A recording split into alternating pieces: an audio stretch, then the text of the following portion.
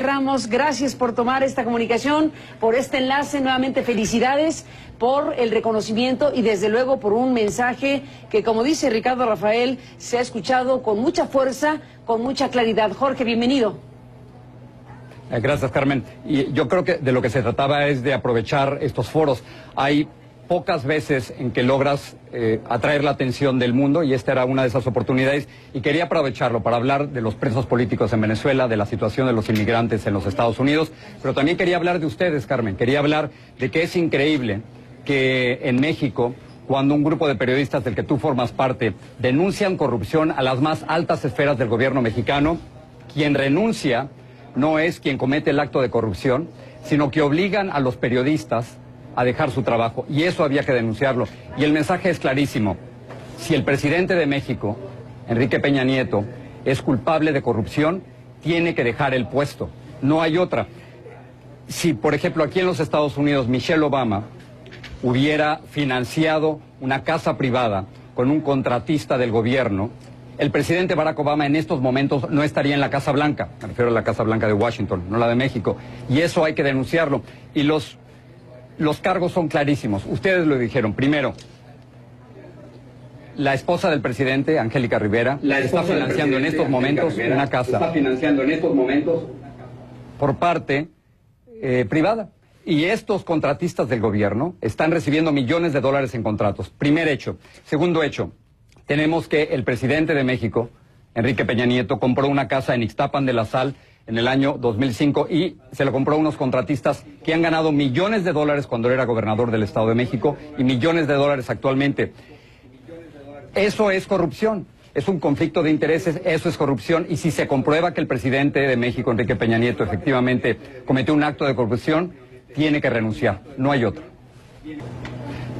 Esto no forma parte de ninguna conspiración, no formo parte de ningún partido político, no estoy aliado con ningún líder político en México, no respondo a ningún candidato, no es una obsesión personal, soy sencillamente un periodista mexicano que no quiere que en su país haya un presidente corrupto. Eso es lo único, soy solo un periodista. Y, por supuesto, se necesita que haya una investigación independiente. Es un insulto a la inteligencia de los mexicanos el que el propio presidente Enrique Peña Nieto haya designado a Virgilio Andrade, el secretario de la Función Pública, como su propio investigador. Eso no ocurre. O sea, nadie se la va a creer jamás eso. Tiene que haber una investigación independiente. Le corresponde al Congreso de México hacerlo. Y si el Congreso de México no lo hace, le ha tocado a ustedes, los periodistas, a ti, Carmen, y a otros periodistas, denunciar lo que está ocurriendo. Al diario Wall Street Journal, increíblemente. Y ciertamente en México no existe la figura de la revocación de mandato, no existe tampoco un referéndum revocatorio como en Venezuela, pero sí existe el artículo 86, y se los voy a leer rápidamente. Dice lo siguiente: el cargo de presidente de la República solo es renunciable por causa grave que calificará el Congreso de la Unión, ante el que se presentará la renuncia. Pregunto, ¿es causa grave que se acuse al presidente de México de corrupción? Es muy grave. ¿Es causa grave que se acuse de corrupción también a su esposa o a uno de sus secretarios? Por supuesto. ¿Es causa grave las masacres de Ayotzinapa? ¿Es causa grave lo ocurrido en Tlatlaya? ¿Es causa grave lo ocurrido en Apatzingán? ¿Es causa grave que desde que el presidente de México llegó al poder hayan muerto más de 37,000 mexicanos, según cifras oficiales? Por supuesto que todo es causa grave y le corresponde al Congreso mexicano, al nuevo Congreso. Ese es el gran reto, que el nuevo Congreso en México tenga el coraje y la valentía de hacer lo que este Congreso no se ha atrevido a hacer. ¿Qué significa este mensaje tuyo asociado al de González Iñárritu y el efecto que causó en su momento? Este no es el México de 1968, este no es el México de Excelsior, este no es el México de Tlatelolco. Este es un México totalmente distinto, donde los jóvenes, con los periodistas independientes como tú, en donde los ciudadanos que no se dejan están hablando. Tenemos las redes sociales que antes no teníamos, tenemos la posibilidad de hablar en CNN en español y en muchos otros medios, y aunque el presidente y los pinos quisieran callarnos, no nos pueden callar. Por eso el mensaje en la cena de Time era ese: no nos pueden callar. Y me parece que es muy importante que si el Congreso en México y los políticos de oposición, que a veces es una verdadera tristeza porque no están actuando como verdaderos políticos de oposición, ¿dónde están las investigaciones independientes? Entonces nos toca a nosotros los periodistas decir las cosas, y lo que hay que decir es que si hay un acto de corrupción en la presidencia, el presidente no puede quedarse en la presidencia, así de sencillo. Otra cosa muy importante también me parece, Carmen, es que el presidente de México, Enrique Peña Nieto, no ha dado la cara. Desde que llegó al poder no ha dado una sola conferencia de prensa abierta que permita preguntas sin que estén pactadas. No ha dado una sola entrevista a un periodista independiente que pueda hacer todas estas preguntas. Entonces, tenemos graves acusaciones de casos de corrupción, tenemos a un presidente que no está dando explicaciones y la simulación de que se está haciendo justicia, y no se puede. El presidente se queja de que no le aplauden y que no vemos las buenas noticias. Bueno, lo que está ocurriendo es que hay una corrupción tan grande a los más altos niveles del gobierno mexicano que no están viendo lo que dicen aquí en los Estados Unidos, el elefante en el cuarto, y el elefante en el cuarto es esa corrupción. Ricardo Rafael. Sí, por allá de 2009, Jorge, me tocó ver aquella entrevista que le hiciste al entonces gobernador del Estado de México, cuando le preguntaste algo tan sencillo como ¿de qué murió su primera esposa, la señora Petelini? Se puso en un nivel de nerviosismo que a mí me asustó ver como la falta de destreza, de agilidad de aquel gobernador, futuro candidato. Pero pensé mucho en ti como periodista, cómo te habrá sorprendido verlo actuar así. Quiero preguntarte si a lo largo de estos años has conectado esa primera entrevista con Enrique Peña que estás observando el día de hoy. Públicamente me dio la impresión en esa primera entrevista de que no estaba preparado. Y tengo esa misma impresión en estos momentos.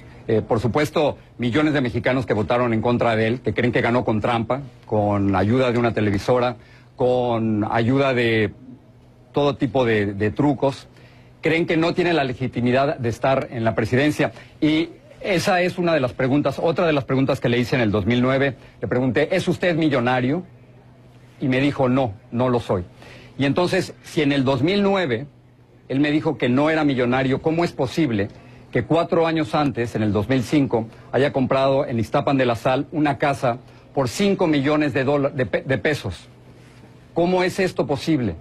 No tiene absolutamente ningún sentido. Es decir, las cuentas no nos salen y Enrique Peña Nieto no ha dado la cara, y en las pocas veces en que ha dado la cara en entrevistas hay tantas contradicciones que los mexicanos muchas veces nos preguntamos, ¿y quién realmente está gobernando?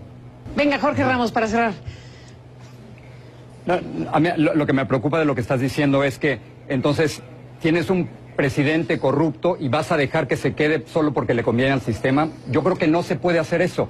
El artículo 86 claramente dice que si hay una falta grave el Congreso la puede calificar. Y me parece que no podemos tomar la actitud en México de que, bueno, es corrupto, bueno, todos son corruptos, o ya veremos el próximo presidente, o vamos a darle una segunda oportunidad. No, en cualquier otro país del mundo, si se comprueba la corrupción del presidente, tiene que dejar el puesto. Y no veo por qué los mexicanos tengamos que aceptar una situación totalmente distinta. Eso es lo único que estoy diciendo. Somos exactamente igual a otros. Si hay corrupción en la presidencia, el presidente tiene que renunciar. Punto. Ricardo Rafael. Sí, tendríamos que tener un Congreso que en efecto emplazara un juicio político al presidente para definir la causa grave.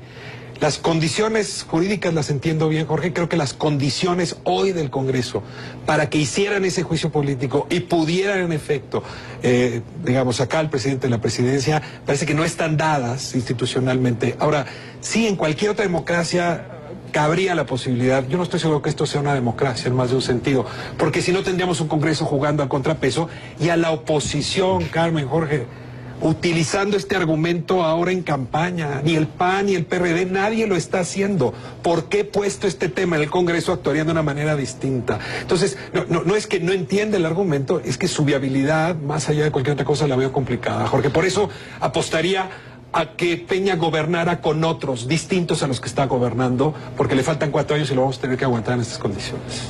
Jorge Ramos, estamos en la parte final, quizás 2 minutos. ¿Cómo cierras esto? Yo sé. Yo diría que ante la ausencia de congresistas de oposición que se atrevan a hacer lo que hasta el momento no se han atrevido a hacer, y ante la ausencia de un presidente que dé la cara, yo apuesto por las mujeres periodistas en México, porque ustedes, Carmen, son las que están dando la cara. Gente como tú, como Lidia Cacho, San Juana Martínez, Anabel Hernández, Neca Malvido, Guadalupe Loaesa, Denise Dresser, Denise Merker y la maestra Elena Poniatowska. gracias a las grandes periodistas mexicanas que tenemos como tú en México, sabemos lo que está ocurriendo y si el Congreso no se atreve a hacer oposición, ustedes se atreven a hacer oposición y crítica. Mis respetos para ustedes. Jorge Ramos, gracias por estar aquí, gracias por tus palabras, por tu mensaje y estemos en contacto pues en un momento importante sin duda donde tu presencia y tu voz es fundamental. Gracias Jorge y un abrazo. Jorge, toda la admiración. Gracias, buenas noches. Gracias, buenas noches. Gracias, Ricardo Rafael. Nos despedimos, un breve mensaje, ¿qué te parece? Mira, yo creo que Jorge hizo lo que tenía que hacer y es que aquí está queriendo el Estado de las instituciones bajarle el volumen a la voz periodística. Y Jorge llegó a decirles, no se puede. Lo dijo hace un momento. Esto ya no es 68, no es 71, no es 88. Ya no se puede. Se están engañando. Hace mucho que se comieron la manzana del árbol de la ciencia y que tenemos que parir con dolor y trabajar mucho para vivir esta vida. Hemos dejado la infancia mexicana. Y lo celebro, no creo que sea la única voz, por cierto, que de aquel lado vaya a seguir el ejemplo. Lo felicito por lo que hizo. Pues no nos pueden callar, es una de las frases que destaca en este mensaje de Jorge y bueno, desde luego un panorama muy importante el que describe y seguiremos de cerca este momento importante para México con riesgos importantes de regresión, como hemos dicho. ¿O cómo lo definirías tú? Yo le he llamado vendaval autoritario, ¿tú cómo le llamas? Sí, hay un vendaval autoritario, pero hay un músculo social que crece. Tu liderazgo hoy es mayor que hace 3 meses, indudablemente a lo largo y a lo ancho de la República. Debes agradecerle a quien le robusteció el músculo a tu liderazgo. Eso es lo que están haciendo. Y lo van a seguir haciendo mientras más compliquen el ejercicio periodístico en este país. A esa mano que mece la cuna. Así es. Gracias, no sabes Ricardo. a quién agradecerle ahora. Gracias, Ricardo Rafael, por Gracias, estar Ricardo. aquí.